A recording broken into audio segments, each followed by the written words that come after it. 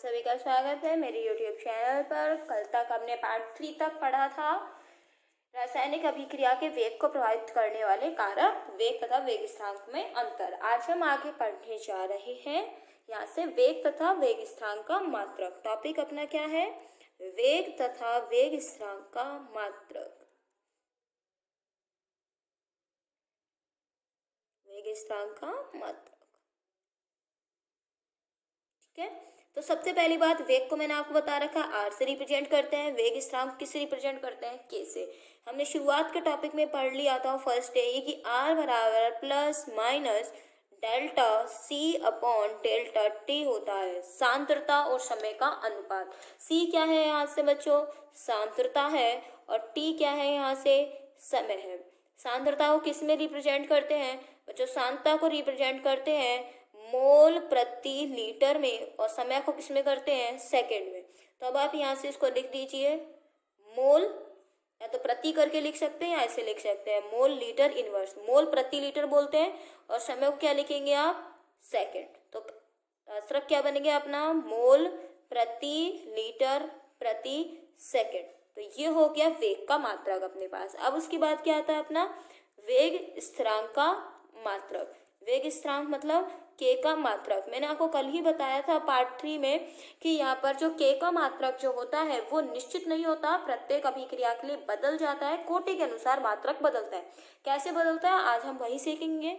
माना कोई अभिक्रिया निम्न है, ए बी सी, और इससे प्रोडक्ट अपना क्या बन रहा है? यहाँ से अपना बन गया प्रोडक्ट, ठीक है। तो इस अभिक्रिया के लिए वेग समीकरण क्या होगा? क्योंकि किसी अभिक्रिया का वेग अभिकारक की सांद्रता के समानुपाती होता है। ये ध्यान कीजिए, मैं आपको चीज बता चुकी हूँ, ये एक्स, ये वाई और ये जेड, ये बता चुकी हूँ। जब हम समानुपाती का चिन्ह हटाते हैं तो क्या आता है? एक स्थिरांक आता है, और चूंकि वेग की बात हो रही है इसलिए स्थिरांक क्या है? वेग स्थिरांक। तो ये हमने एज इट इज यहाँ से लिख दिया, ठीक है। ये यहाँ से हमने इसको लिख दिया। चूंकि आर का मात्रक हम सभी जानते हैं, आर का मात्रक क्या है? यहाँ से मोल प्रति लीटर प्रति सेकंड। चाहे तो अब यहाँ से आप इसको मोल ना लिखे, या फिर हम ऐसे कह सकते हैं कि चलो और आर को हम ऐसे लिख सकते हैं, डी सी लिख दो चाहे डेल्टा सी लिख दो, एक ही बात है। ये लिख दिया हमने delta C upon delta T plus minus, ये के लिख दिया हमने यहाँ से। और ये जो अपनी सांद्रता है ए बी सी सभी क्या है? सांद्रता है अभिकारक की। तो यहाँ से हमने क्या लिख दिया? ये सांद्रता की घात x लिख दिया, बी को भी क्या लिख दिया? सांद्रता की घात y लिख दिया, और सी को भी क्या लिख दिया? सांद्रता की घात z। सभी क्रिया कारकों की सांद्रता ही है, और सी भी क्या होती है? सांद्रता होती है। तो मैंने यहाँ पे लिख दिया ये सांद्रता बटा समय, लिखा जा सकता है यहाँ से सांद्रता बटा समय बराबर के। हम एक मैथ का छोटा सा कंसेप्ट पढ़ते हैं, यदि आधार समान हो तो घातें क्या होती है? यहाँ से जुड़ जाती है। तो घातें जोड़ दीजिए, के बराबर सांता x plus y plus z, घातें जुड़ गई। अब इसको हम आगे सॉल्व करते हैं। सांद्रता समय को अगर हम ऊपर ले जाए तो क्या हो जाएगा? सांद्रता समय इनवर्स लिख सकते हैं यहाँ से हम यहाँ पर, और यहाँ पर क्या आ जाएगा? के सांद्रता की घात x plus y plus z, ये यहाँ पर हमारे पास हो गया। अब एक बात बताइए, यहाँ पर इन तीनों का जो ये जो x, y और z है, ये वास्तव में क्या होता है? एक अंक होता है। इसीलिए हमने इस x plus y plus z को क्या लिख दिया? n लिख दिया। तो यहाँ से इसको हम लिख सकते हैं एक चीज, और यहाँ से हम इसको लिख सकते हैं k बराबर के सांद्रता की घात क्या आ गई बच्चों? यहाँ से n आ गई। चूंकि हम इसको ऐसे भी लिख सकते हैं, तो हमने इसकी जगह क्या लिख दिया? x plus y plus z की जगह n लिख दिया। अब इसको पूरा हम यहाँ पर लिख लेते हैं। देखिए क्या लिख सकते हैं हम यहाँ से इसको, देखिए यहाँ से यही लिखा हुआ था नीचे। बस अब के को हम क्या करेंगे? यहीं छोड़ देंगे, जो है हमारे पास उसको ले आएंगे।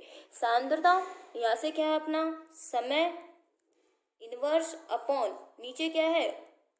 ये इसको नीचे ले आइए, तो सांद्रता की घात क्या आ जाएगा? n, ठीक है। इस पे कोई घात नहीं लगी, तो इसका मतलब इसको हम ऐसे भी लिख सकते हैं, सांद्रता इसको ऊपर ले जाओगे अगर आप तो सांद्रता 1 माइनस n लिखा जा सकता है। इसकी घात तो 1 मान ले आप, कितनी मान ले? 1 मान ले। तो इसको जब आप ऊपर ले जाओगे तो n जो ऊपर जाएगा तो ये किसका हो जाएगा? माइनस का, तो 1 माइनस n, और ये क्या आ गया? समय इनवर्स बराबर के।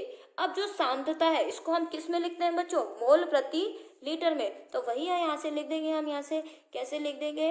मोल लीटर इनवर्स, और ये क्या आ गई इसकी घात 1 माइनस n, और ये समय को क्या लिख सकते हैं हम? सेकंड इनवर्स बराबर के, यही लिख सकते हैं। या फिर आप इसको प्रति लीटर ऐसे ना लिखना चाहें तो ऐसा भी लिख सकते हैं, मोल प्रति litre 1 minus n second inverse बराबर के। आप इसको ऐसा भी लिख सकते हैं, दोनों ही अपने सही हैं। और यही अपना होता है किसी भी अभिक्रिया के लिए मात्रक निकालना वेग स्थिरांक का। कैसे निकालते हैं? अगर मान लीजिए इस वाले फॉर्मूले को हम सॉल्व करें, किसी को भी ले लीजिए, बस में माइनस में है, ऊपर लिखोगे तो माइनस में, नीचे लिख दोगे तो प्रति लीटर में हो जाएगा। यदि n बराबर क्या हो? 0 हो। क्या लिख दिया? n बराबर 0। यदि n बराबर 0 हो तो इसको हम क्या कहते हैं? शून्य कोटि की अभिक्रिया। क्या कहते हैं? शून्य कोटि की अभिक्रिया। ठीक है, कैसे करेंगे इसको सॉल्व? देखिए यहाँ से मोल प्रति लीटर, यहाँ से इसको सॉल्व करें तो मोल लीटर 1, ये तो ये हो गया है ना, 1 माइनस 0 हो गया, और second inverse as it is आ जाएगा। तो ये मोल का तो मोल ही रहेगी घात, 1 माइनस 0 मतलब मोल लीटर की घात -1, और इसकी घात कितनी आ गई? 1। अब ये जो 1 है इसको गुणा कर दीजिए, 1 को अंदर गुणा करोगे तो मोल की घात 1 लिखो चाहे मत लिखो एक ही बात है। लीटर की घात -1 गुणा 1 करोगे तो -1 ही आने वाला है, और सेकंड इनवर्स। तो ये किसके लिए होगा? यदि n बराबर क्या हो?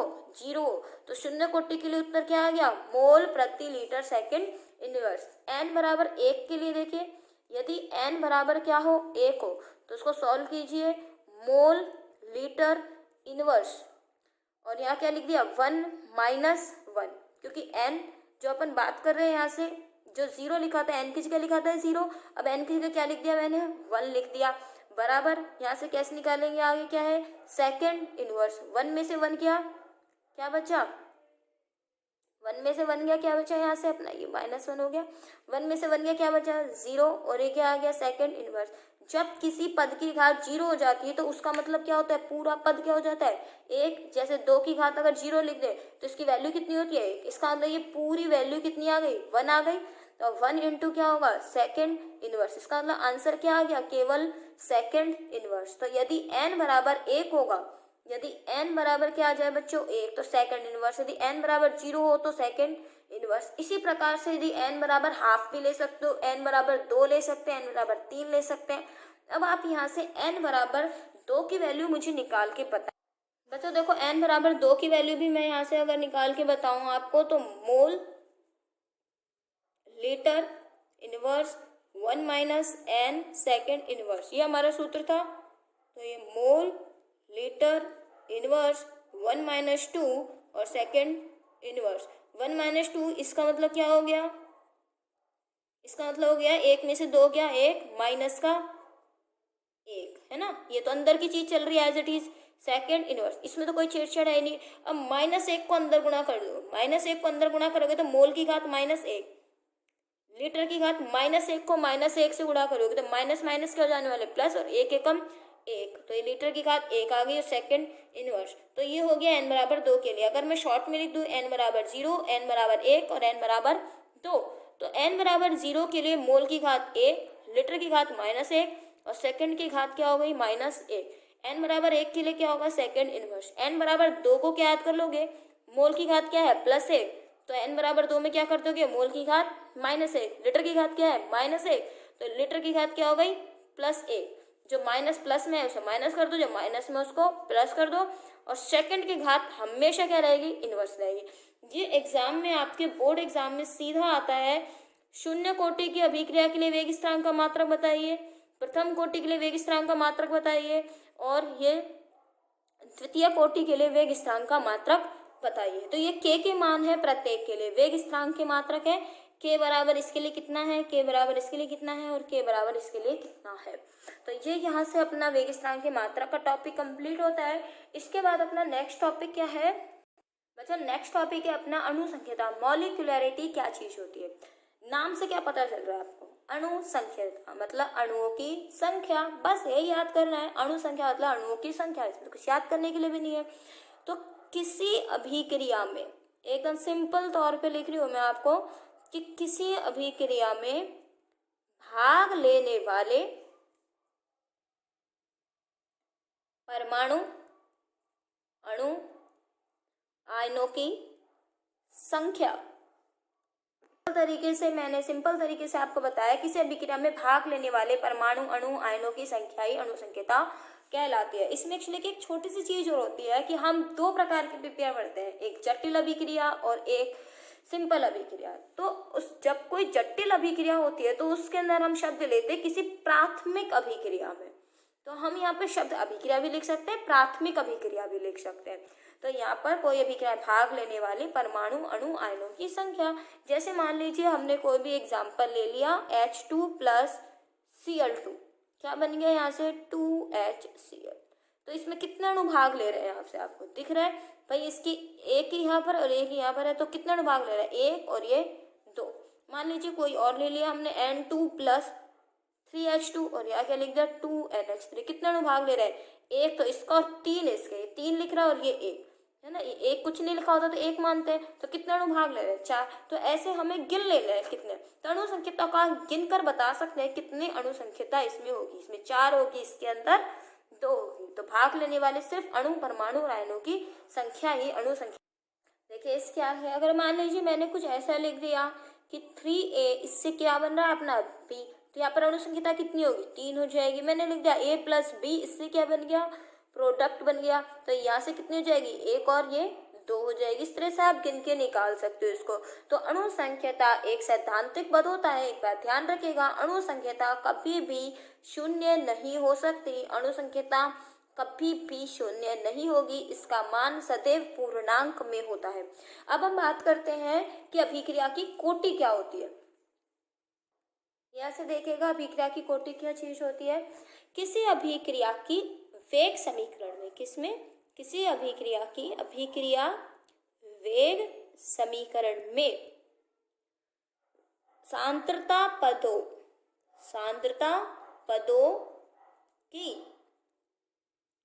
घातांकों का योग कोटि कहलाती है, घातांकों का योग कोटि कहलाती है। किस तरह से हमने कहा, देखिए यहाँ से जैसे कोई रिएक्शन हमने पढ़ी है, AB प्लस क्या बना, इससे हमारा प्रोडक्ट बना, ठीक है। हम इसका समीकरण लिखते हैं, तो R मतलब अभिक्रिया का वेग, वही किस होगा इसका, तो K A की पावर X और ये क्या लिख दिया ये B और इसकी पावर Y। फिर से देखिए ये वेग समीकरण है अपनी, इसमें सांद्रता पद A और B है, इनकी घातांक क्या है X और Y है, तो इन घातांकों का योग, ये नहीं कर दिया मैंने, घातांकों का योग, घातांकों का योग क्या कहलाता है कोटि। तो किसी वेग समीकरण में सांद्रता पदों की घातांकों का योग कोटि कहलाता है।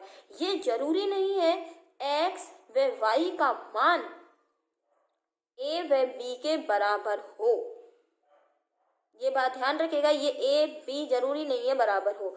जैसे मान लीजिए मैंने लिख दिया H2 + Cl2 और इससे क्या बना 2HCl, आपके लिए यहाँ अणु संख्यता कितनी है, यहाँ अणु संख्यता है 2, तो जरूरी नहीं है यहाँ H2 की घात 1 होगी और Cl2 की घात 1 होगी, क्योंकि ये जो हम ये वाला जो 1 पढ़ते हैं ये क्या बताता है अणु संख्यता, जबकि इसके ऊपर जो ये लिखा जाता है ये होता है प्रयोगों द्वारा ज्ञात, कि प्रयोगों से बताते हैं कि X और Y का मान आखिर कितना आएगा।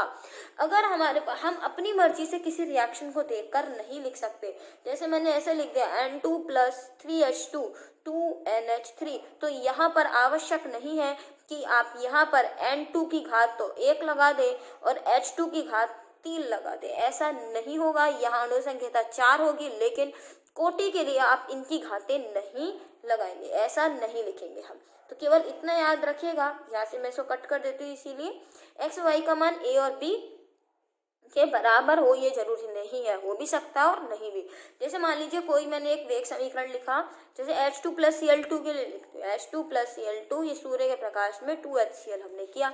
इसके लिए वेग समीकरण मुझे याद है कि H2 के लिए कितना होता है 0 और Cl2 के लिए भी क्या होता है 0। तो यहाँ पर इन घातों का जब आप योग करेंगे तो n बराबर क्या आएगा 0 + 0। तो अब n की वैल्यू क्या आएगी, यहाँ पर 0 आएगी। मान लीजिए कोई समीकरण हमने ऐसे लिखी, r बराबर k और a की घात 1 और b की घात मैंने कितनी लिख दी 1/2। तो n का वैल्यू आप कैसे निकालेंगे, a का कितना है 1, b पे कितना है 1/2। तो यहाँ से 1 प्लस आधा कितना हो गया 3/2। तो ये क्या हो जाएगी, इसके लिए अभिक्रिया की कोटि हो जाएगी। और मैंने यहाँ से सॉल्व करके देखा, समझा देती हूँ आपको कि ये देखिए यहाँ से मैंने लिख दिया r बराबर k a की घात 1 और b की घात यहाँ से हमने लिख दी 2। तो अभिक्रिया की कोटि बताइए, तो अभिक्रिया की कोटि क्या होगी 1 + 2 = 3। मैं आपसे कहती हूँ इस वेग समीकरण के अनुसार a के सापेक्ष अभिक्रिया की कोटि कितनी है, तो a के सापेक्ष अभिक्रिया कोटि 1 है और b के सापेक्ष कितनी है 2 है। इस तरह से आप इसको कर सकते हैं। समझ में आई बात यहाँ से आपको। अब यहाँ से हम एक चीज और न्यूमेरिकल टाइप में अगर हम देख लें किस तरह से करेंगे, देखिए एक न्यूमेरिकल हम यहाँ से सॉल्व करते हैं। एक अभिक्रिया a के प्रति प्रथम तथा b के प्रति द्वितीय कोटि की है, तो b की सांद्रता 3 गुनी, ये कंडीशन हमने ले ली, b की सांद्रता कितनी कर दे हम 3 गुनी कर दे, तो वेग पर क्या प्रभाव पड़ेगा। समझिएगा, बहुत अच्छा प्रश्न है। जैसे जैसे क्वेश्चन कहता है वैसे वैसे लिखते जाइए। पहले तो हमने ये लिख दिया, ये वेग समीकरण लिख दी, r बराबर k, अभी तक हम जो लिखते आए हैं वो हमने लिख दिया। अब वो कहता है a के प्रति कितनी कोटि है 1 लिख दी, b के प्रति कितनी है 2 है, लिख दिया हमने। अब वो कहता है कि यहाँ पर ये अभिक्रिया चल रही थी, अब कहता है b की सांद्रता कितनी कर दी 3 गुनी। अब आप इसको तो नंबर 1 डाल दीजिए, क्या डाल दीजिए नंबर 1। अब कहता है b की सांद्रता 3 गुनी करने पर, कितनी गुनी करने पर 3 गुनी करने पर, तो r जो है हमने क्या लिख दिया r डैश लिख दिया, k की जगह k रहने दिया और a की जगह a रहने दिया। चेंज कितना कर दिया b को कितना कर दिया 3 गुना, तो हमने क्या लिख दिया 3b और ये क्या लगा दिया, चेंज क्या कर दिया b की जगह क्या कर दिया 3b, क्योंकि सांद्रता कितनी कर दी है 3 गुनी और उसको क्या कर दिया 2, नंबर क्या डाल दिया 2। अब समीकरण 1 का भाग 2 में देने पर, समीकरण 1 का भाग समीकरण 2 में देने पर देखिए कैसे होगा, यहाँ से अपना r बटा r डैश बराबर k a की घात 1 b की घात 2, फिर यहाँ से k a की घात 1 और ये 3 और ये b का स्क्वायर लिख दिया हमने। अब यहाँ से आपको इसको सॉल्व करना है, k से k कट गया, a1 से a1 कट गया, अपना a का घात 1 था। अब यहाँ से इसको सॉल्व करेंगे तो ये कितना आ जाएगा r बट्टा r डैश, ये b की घात स्क्वायर हो गया और ये क्या हो गया 3 का स्क्वायर कितना आ गया अपना 9, 3 तिया 9 और b का क्या रह गया b का स्क्वायर, ये यहाँ से क्या हो गया कट गया, तो अपना क्या रह गया r बटा r डैश बराबर 1/9। इट मीन प्रभाव क्या पड़ा r डैश बराबर कितना हो गया 9r। इसका मतलब अभिक्रिया का वेग पहले की तुलना में 9 गुना बढ़ जाएगा, जितना वेग पहले था r था उसका 9r हो गया। समझ में आई बात, न्यूमेरिकल समझ में आया। चलो एक और न्यूमेरिकल हम यहाँ से करते हैं कि न्यूमेरिकल कैसे सॉल्व करें।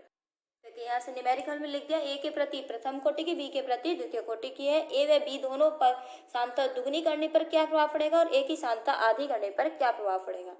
देखो यहाँ से अपना ये तो सेम हो जाएगा, a की घात 1 और b की घात 2, ये समीकरण बन गए। अब हम इसको सॉल्व कर रहे हैं पहले वाले को, तो इसके लिए हम लिखे कि a व b दोनों की सांद्रता दुगनी करने पर r की जगह क्या ले लिया r डैश, k की जगह k ले लिया, a की सांद्रता क्या कर दी दुगनी कर दी, तो a की जगह क्या लिख दिया 2a, b की सांद्रता क्या कर दी यहाँ से हमने वो भी दुगनी कर दी, तो क्या लिख दिया 2b, इसकी जगह 1 रख दिया और इस जगह इसकी घात कितनी है 2, तो ये समीकरण 1 बन गई और ये समीकरण 2 बन गई। अब मैं पूरा नहीं लिख रही हूँ, आपको पूरा खुद लिखना है। वही समीकरण 1 का 2 में भाग देने पर समीकरण 1 भाग समीकरण 2, तो लगा दीजिए r भाग r डैश बराबर k a की घात 1 b की घात 2, ये k 2a की घात 1 और 2b का स्क्वायर। k से k कैंसिल हो गया, a1 से a1 कैंसिल हो गया, अपना a का घात 1 बच क्या गया, यहाँ पे बच गया अपना 1/2,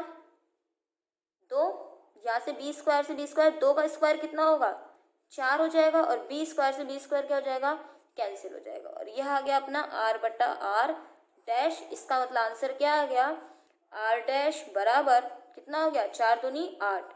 तो पहले की तुलना में वेग कितना गुना बढ़ जाएगा, 8 गुना बढ़ जाएगा। ठीक है बच्चों, अब आगे हम बात करें इसके अंदर ए की सांता आधी करने का क्या फर्क पड़ेगा। तो वही अपनी जो अपन पहले बताते आए हैं वही हमने इक्वेशन लिखी, इसको समीकरण कितना नाम दे दिया, एक नाम दे दिया। आर डैश बराबर के ए की सांता क्या कर दी, ए कितना है हमारा, ए है, इसको क्या कर दिया, आधा कर दिया। तो ए बटा 2 की घात ए के बी का स्क्वायर, इन दोनों क्या लगा दिया हमने, भाग लगा दिया। अब मैं पूरा नहीं लिख रही हूँ, एक का क्या लगा दिया, भाग। भाग लगाएंगे के से, के कट जाएगा, बी स्क्वायर से बी स्क्वायर कट जाएगा, जो बच गया वो देखो क्या बच गया, आर बटा आर डैश ए की घात 1 है और ये ए की घात क्या है अपना, बट्टा 2 की घात 1 है। तो ये 2 नीचे है तो 2 कहाँ चला जाएगा, ऊपर चला जाएगा, तो इसको ऊपर भेज दीजिए। तो ये ए की घात 1, ये ए की घात 1 और ये 2 ऊपर जाएगा तो यहाँ से ये कैंसिल हो गया। तो आर भाग आर डैश बराबर 2।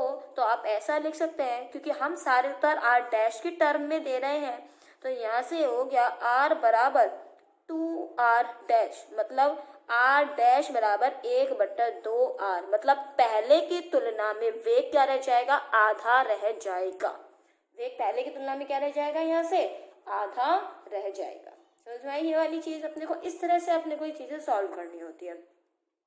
पेपर में बहुत क्वेश्चन पूछा गया है कि कोटि तथा अणुसंख्यता में अंतर बताइए। अब कोटि अणुसंख्यता में अंतर कैसे बताएंगे बच्चों, यहाँ से पूरा एक्सप्लेन नहीं करूंगी। सबसे पहले तो आपको परिभाषा लिखनी है, दोनों की परिभाषा मैंने आपको बताई है यहाँ से कि अभिक्रिया वेग समीकरण में सांता पदों की घातांकों का योग कोटि कहलाती है, जबकि अणु आयनों की संख्या किसी अभिक्रिया में भाग लेने वाले अणु आयनों और परमाणु की संख्या अणुसंख्यता कहलाती है। तो पहला अंतर क्या होगा, इसकी परिभाषा, दोनों की परिभाषा लिख देंगे आप। दूसरा अंतर, कोटि शून्य हो सकती है, कोटि शून्य हो सकती है, ठीक है, लेकिन अणुसंख्यता क्या लिखेंगे हम यहाँ से, अणुसंख्यता कभी भी शून्य नहीं हो सकती। तो अंतर हो गए, नहीं हो सकती, ठीक है। तीसरा अंतर, कोटि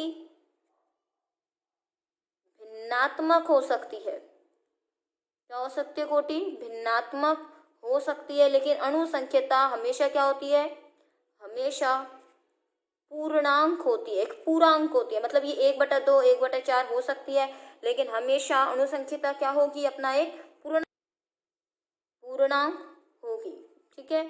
अगला, कोटि कैसी होती है, कोटि प्रयोगात्मक होती है।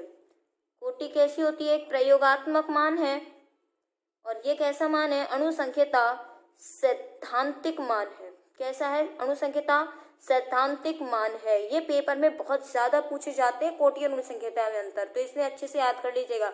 ये चौथा अंतर हो गया कि कोटि प्रयोगात्मक मान है, अणुसंख्यता कैसा मान है, एक सैद्धांतिक मान है। इसके बाद के जो अंतर अगर हम लिखने भी चाहें तो भी इतने इम्पोर्टेंट नहीं है, फिर भी मैं आपको बता देती हूँ यहाँ से कि अभिक्रिया के ताप और दाब से जो होती है वो अणुसंख्यता प्रभावित नहीं होती है। अणुसंख्यता का एक नाम और है बच्चों, उसका नाम है आणविकता। चलो एक दो अंतर और है, वो मैं आपको यहीं लिख के बता देती हूँ। क्या है अपने पास अंतर, यहाँ से अंतर हम बता देते हैं, ये वाला अणुसंख्यता का, ये वाला कोटि, और ये अणुसंख्यता। ये ताप और दाब से प्रभावित होती है, ताप व दाब से प्रभावित, जबकि ये प्रभावित नहीं होती है। मैं शॉर्टकट में लिख रही हूँ, आप पूरा भी लिख सकते हैं। ये ताप और दाब से प्रभावित नहीं होती है। जो अणुसंख्यता होती है उससे अभिक्रिया की क्रियाविधि का पता नहीं लगता, जबकि कोटि से क्रियाविधि का पता लगाया जा सकता है। जो मेन अंतर है बच्चों, ये आपके 4 ही अंतर है, क्योंकि ज्यादा से ज्यादा पेपर में जो पूछे जाता है आपके 2 अंतर पूछे जाते हैं, 3। आप परिभाषा बताएंगे, शून्य हो सकती है, शून्य नहीं हो सकती, भिन्नात्मक होती है, ये हमेशा पूर्णांक होती है, ये हो सकती है भिन्नात्मक। एक ऋणात्मक बताऊं, ये कोटि ऋणात्मक भी हो सकती है, लेकिन अणुसंख्यता नहीं होती है। कोटि का मान हमेशा कैसा होता है, प्रयोगात्मक होता है, जबकि अणुसंख्यता सैद्धांतिक होता है। ये सीधे देख के बता सकते हैं, लेकिन कोटि को केवल समीकरण देखकर बताया नहीं जा सकता। तो आज के लिए इतना ही। आप न्यूमेरिकल सॉल्व करने की प्रैक्टिस कीजिएगा। इसमें न्यूमेरिकल एक बार समझिएगा फिर खुद से करिएगा। धन्यवाद। आप पढ़ाई अपनी निरंतर जारी रखिए।